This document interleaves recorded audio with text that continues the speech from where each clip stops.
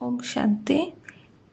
21 जनवरी 1995 ब्रह्मा बाप के 2 और कदम, फरमान बरदार और वफादार। अब तक शिव बाबा ने ब्रह्मा बाबा के 2 कदम बताए थे। एक है आज्ञाकारी और दूसरा है सर्वंश त्यागी। आज्ञा का पालन, जो आज्ञा शिव बाबा ने दिया उसको फौरन आज्ञा प्रमाण किया और त्याग का भी त्याग किया। देह का, देह के संबंध का, अपने पुराने स्वभाव संस्कारों का त्याग, और इस त्याग का भी वर्णन नहीं किया। अब बाबा ने आज हमें फरमान बरदार और वफादार के बारे में बताया है। तो बच्चों को बाबा अपने सामने देख रहे हैं। एक है स्नेही, और जितना स्नेह है उतना सहयोग मिलता ही है।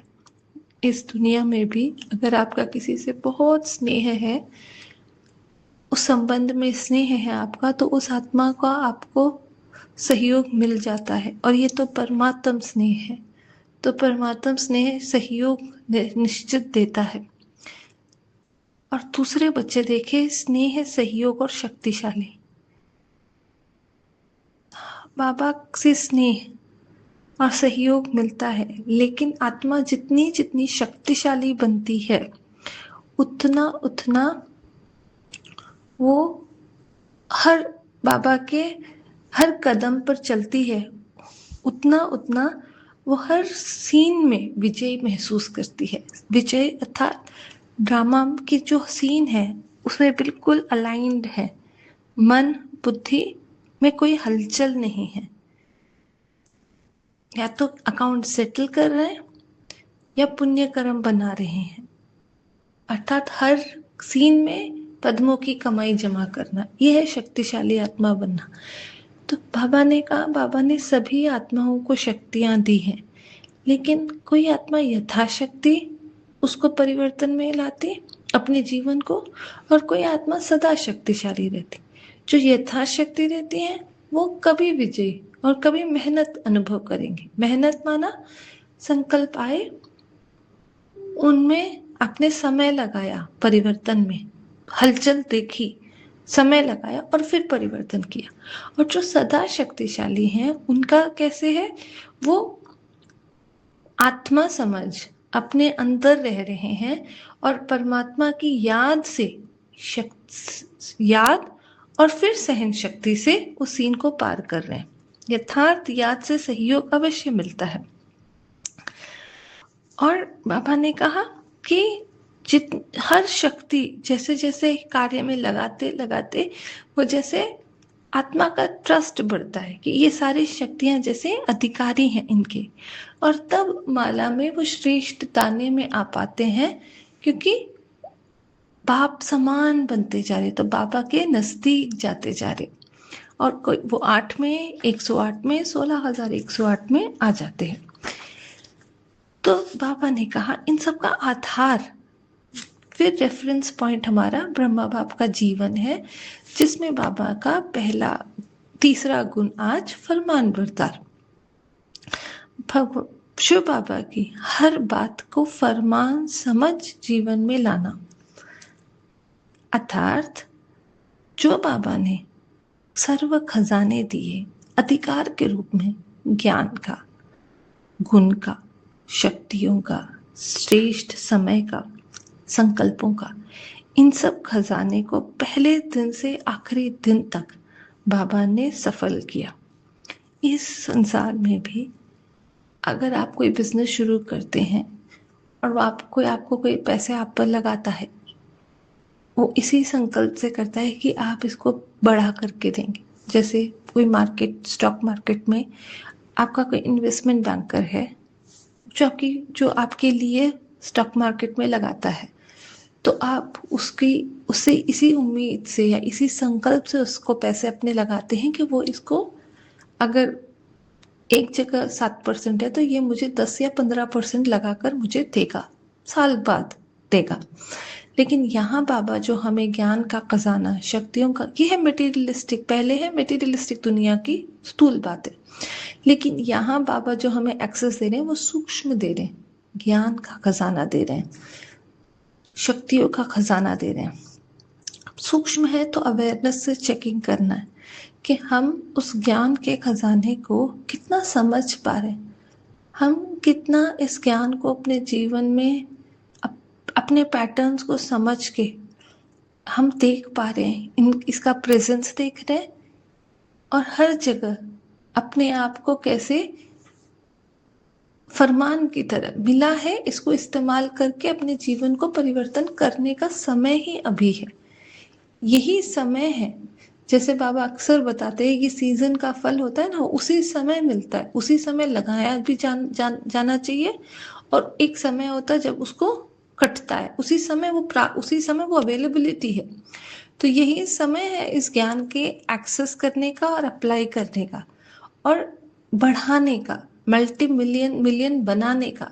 तो उस समझ से जब हम ज्ञान को अपने अंदर मनन चिंतन से उसको अपने पैटर्न को समझकर जैसे मन में उलझन आ रही है, तो उलझनों को कैसे आ रही है, क्या बुद्धि में कमी है, कैसे वो अपने आपके इफेक्ट करती है, कैसे वो निर्णय शक्ति बढ़ाती है। ऐसे बाबा के ज्ञान को अपने जीवन में उतारने का समय अभी है, फरमान मिला है, उसको लाने का समय अभी है। तो बाबा ने ब्रह्मा बाबा के जीवन से बताया कि बाबा हर वक्त हाजिर नाजिर रहते थे, इन सभी को अपने जीवन में लाने के तत्पर रहते थे कि कैसे इस संकल्पों को अपने जीवन में उतारना है, शिव बाबा के श्रेष्ठ ज्ञान को अपने जीवन में उतारना है। इस संसार की पहली आत्मा जिसके अंदर शिव बाबा ने प्रवेश किया, या एकमात्र आत्मा जिसमें शिव बाबा ने प्रवेश किया और इस ज्ञान को हम तक पहुंचाया, उस आत्मा ने अपने लिए अपने जीवन को परिवर्तन करके हमारे लिए एग्जाम्पल बने कि हाँ, ये प्रोसेस है, इस प्रोसेस से मनुष्य से देवता हो सकते हैं, उसके लिए ये गुण की आवश्यकता है, ये एग्जाम्पल बन करके दिखाया। और साथ में खुद बनने के बाद भी हम सबके लिए मर्सीफुल रहे कि ये आत्माएं कहाँ कहाँ फंसी हुई हैं, उन आत्माओं के लिए, हर आत्मा के लिए ज्ञान को और सरल करके दिखाया, क्योंकि हर पेपर पहले ब्रह्मा बाप के पास आया है, फिर हम आत्माओं तक पहुंचा है। तो बाबा को हर पेपर की गहराई का, उसके पेन का, उसमें क्या लर्निंग छुपा है, वो सब से गुजर के बाबा आए।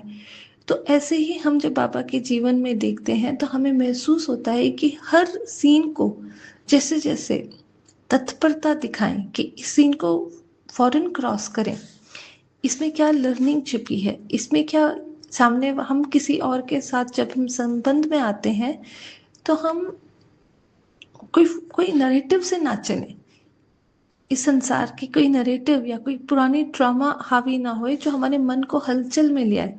क्योंकि हर समय मन की स्थिरता, हमारी स्थिति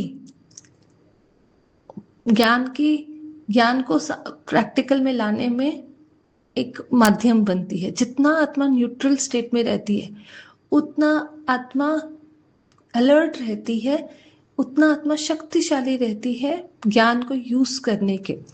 तो बाबा ने यही कहा कि अभी हर तरीके से, चाहे समय सूचना दे रहा है वायुमंडल के द्वारा, हर जगह लड़ाई का माहौल, या प्रकृति अपने हिसाब से हमें सूचना दे रही है कि संगम का समय कितना समीप है। तो अब हमें बाबा के इस ज्ञान को उसी रीति से समझना है और अपने जीवन में लाना है। और दूसरी बात बाबा ने कहा कि बाबा की जो दूसरा गुण है वो है वफादार अर्थात मन बुद्धि से भी ज्ञान से शिव बाबा के प्रति हमेशा वफा रखना।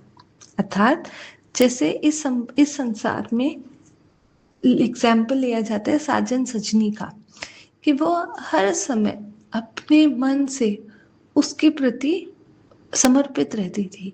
वो प्यार में इतनी शक्ति थी कि वो अपने आप को भूल जाती थी या अपने आप को परिवर्तन करने के लिए एकदम रेडी रहती थी, है ना।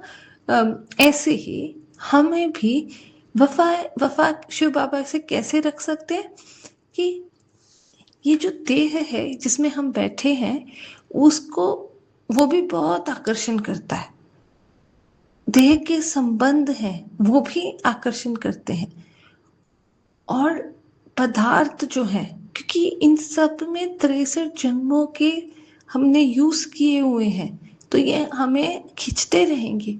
इनके आकर्षण से परे जो शिव बाबा का ज्ञान हमें मिला है वो तभी ठहरता है जब हम आत्मिक स्मृति में रहते हैं। बाबा की शक्तियों का एक्सेस तब कर पाते हैं जब अंदर रहते हैं, मन बुद्धि बाहर भटकती नहीं है।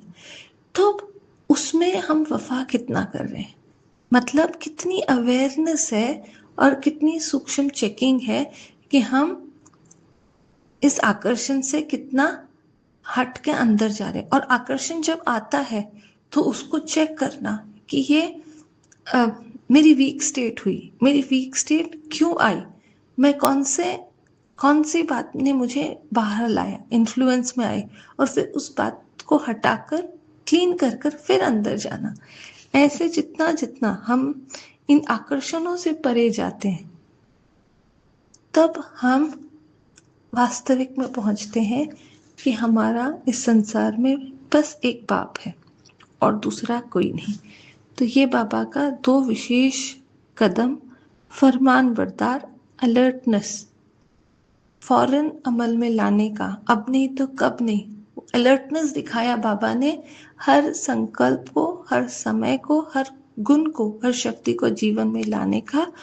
और इन सब का प्रति जो आप हमें मिला उनके प्रति एक वफा दिखाई। वफा अर्थात एक ईमानदारी दिखाई कि करना है, अपने जीवन में लाना है, और उसके प्रति पुराने संस्कारों के प्रति जो मेरे पुराने स्टेप्स हैं उनको यूज नहीं करने का, वो जाना अर्थात बेवफाई, कलयुगी संस्कारों को यूज करना अर्थात बेवफाई, और बाबा के संस्कारों को यूज करना अर्थात वफा। ऐसे समझ के अपने जीवन को परिवर्तन करना। ओम शांति।